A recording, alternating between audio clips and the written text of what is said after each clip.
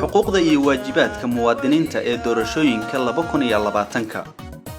muwaadiniinta Soomaaliyeed oo isdiiwaan galiyay waxay xaq u leeyihiin in ay codeeyaan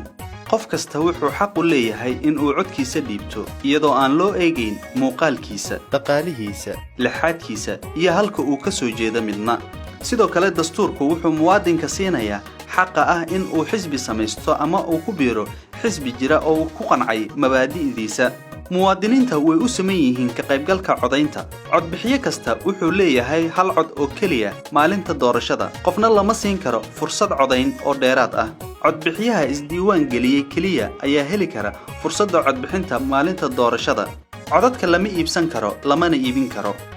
codeyntu waa ikhtiyaari hase ahaatee muwaadin waxay mas'uuliyadi ka saaran tahay in aad dalkaaga u doorto hogaamiyaha saxda codbixiyaasha waxa ku waajib ah in ay si fiican u fahmaan nidaamka codeynta oo dhameystiran sida calaamadinta warqadaha codeynta si cabsida iyo qatarta looga ilaaliyo muwaadinka loona xakameeyo laaluushka wuxuu muwaadinku u codeynayaa si qarsoodi ah wuxuuna ku codeynayaa meel ka qarsoon dadka intiisa kale oo loo diyaariyay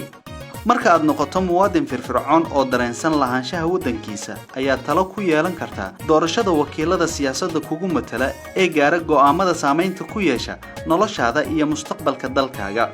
muwaadin waa inaad ogaato oo aad si fiican u dhuuxdo aragtiyaha iyo siyaasadda musharaxiinta iyo xisbiyada ku tartamaya doorashada dalka si aad codkaaga u siiso midka ugu wanaagsan ee aad ku aamini karto hoggaanka dalkaaga sida ku cad dastuurka Jamhuuriyadda Soomaaliya doorashooyinka waxaa loo qaban doonaa si joogto ah qof kasta oo doonaya in uu ka mid noqdo xubnaha baarlamaanka waa in uu dadka hor yimaado isla markaana kasbado kalsoonida shacabka si uu u helo codkooda dastuurku wuxuu guddiga madaxa bannaan ee doorashooyinka qaranka ku waajibinayaa in ay dalka ka hirgeliyaan doorashooyin guud oo xor iyo xalaal ah 4 sanaba mar muwaadin codkaagu waa muhiim maxaa yeelay wuxuu horseedi karaa dawladnimo ku dhisan dimuqraadiyad iyo isla xisaabtan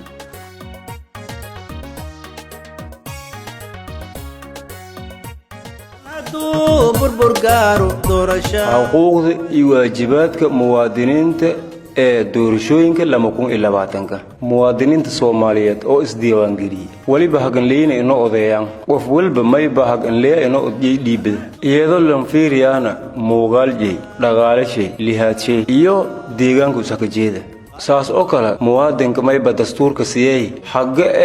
inuu isbisuubsada masaka daram hisbi jira oo iska qanacay mabaadi'diisa muwaadiniinta insamayinka qaybgalka odeynta idbii kasta mayba leehal maalinta doorashada lagna may sii kor fursad odeyn oo dheeraad ah oo bixiyaa isdiiwaan galiyay bas ya helo koro fursad odeynta maalinta doorashada idka malgada koro maanamay gada koro odeynta ikhtiyaaro haato muwaadin mayba mas'uulka oo saaranta inuu doorto dalka hogaamiyaha saxda ah idbiyaasha mayba waajibka inuu safayl ongoradaan nidaamka odeeyo ku dhimaastiran sida calaamadoyo ku wargaday odeynta soo obsada iyo qatarta lanka ilaali muwaadinka lan hakamay laalushka muwaadinka mayba odeeyay sagarsan mayba ku odeeyay meelka garsan dadka intiyo kala oo lan diyaariyay markii aad nagata muwaadin firfircoon oo dareensan lahaanshaha wadanji iyo talo ku weelada korto wakiilada keenmada siyaasadda ee diiraw go'aamada saameynka leh nolosha iyo mustaqbalka dalka inaad ogaato safaylan andhuuhda aragtida iyo siyaasadda musharaxiinta iyo xisbiyada ka tartama doorashada dalka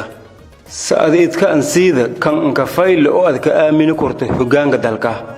sida dastuurka Jamhuuriyadda Soomaaliya doorashooyinka waliba lanqoobada doonaysa joogda ah qof walba fadaw inuu isku daramo xubnaha baarlamaanka waa inuu dadka horkooyo isla markaasna kasbada kalsoonida shacabka dastuurka waliba guddiga madaxbanaan doorashooyinka qaranka ka waajibiyay inuu iyo dadka ka hirgeliyaan doorashooyin guud oo xor iyo xalaal ah 4 sanaba hal mar muwaadin codka muhiim waay sababtoo ah mayba horseeda kore dawladnimo ka dhisan dimuqraadiyad iyo isla xisaabtan meel daasoo keenida